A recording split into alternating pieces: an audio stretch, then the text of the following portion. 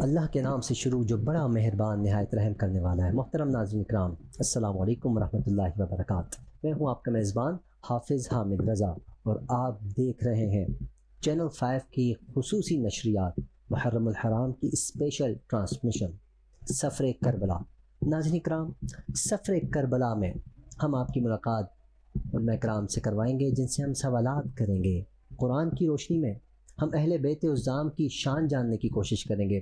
احادیث مبارکہ سرکار دو عالم صلی اللہ علیہ وآلہ وسلم کے فرامین سننے کی سعادت حاصل کریں گے۔ یقیناً ناظرین کرام، یہ سفر جو ہے اسٹارٹ ہوا ہے محرم کے پہلے دن سے لے کر سال کا جو آخری ہمارا مہینہ ہوتا ہے، وہاں بھی آپ کو قربانی نظر آتی ہے، اور محرم کے آغاز میں بھی آپ کو قربانی نظر آتی ہے۔ ناظرین کرام، یہ اسلام آپ سے قربانی کا تقاضا کرتا ہے۔ اسلام چاہتا ہے کہ آپ قربانیاں پیش کریں، کیونکہ قربانی دینے کے بعد ہی آپ معاشرے کے اندر اجاگر ہو جاتے ہیں۔ ناظرین کرام، قربانی پیش کرنے کے بعد ہی آپ معاشرے کے اندر اپنے ایک مقام حاصل کرتے ہیں۔ ناظرین کرام، اور مقام حاصل کرنے کے لیے آپ کو اللہ کی راہ میں جھکنا پڑتا ہے، سرکار دو عالم صلی اللہ علیہ وآلہ وسلم کے فرامین کو آگے لے کر چلنا پڑتا ہے۔ ناظرین کرام، جو حضور اکرم صلی اللہ علیہ وآلہ وسلم کی محبت اپنے اہل بیت عظام سے تھی، اپنے شہزادوں سے تھی، تو وہ شہزادوں نے کربلا کی تپتی ہوئی زمین پر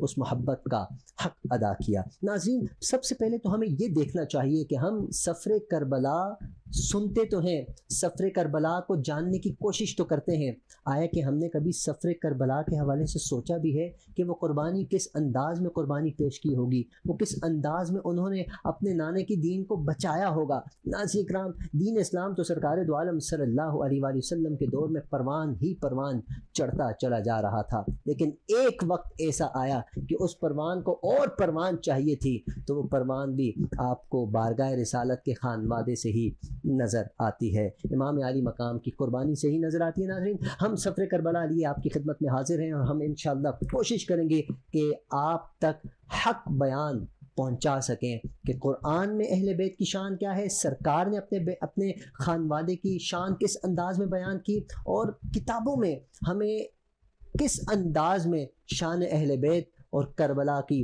یہ بہترین فضیلت کس انداز میں ہمیں میسر ہوتی ہے۔ کیونکہ ناظرین، جب آپ قربانی کی بات کرتے ہیں تو آپ کی آنکھیں نم ہو جایا کرتی ہیں۔ یہ کربلا وہ سفر ہے کہ جس پر گفتگو کرنے کے لیے آپ کے لب آپ کو اجازت نہیں دیتے، کہیں نہ کہیں آپ کے لب میں جنبش کے ساتھ ساتھ کپ کپاہٹ بھی محسوس ہوتی ہے۔ ناظرین اکرام، لیکن ہمارے درمیان بہت پیاری شخصیت اس سفر کربلا پر گفتگو کرنے کے لیے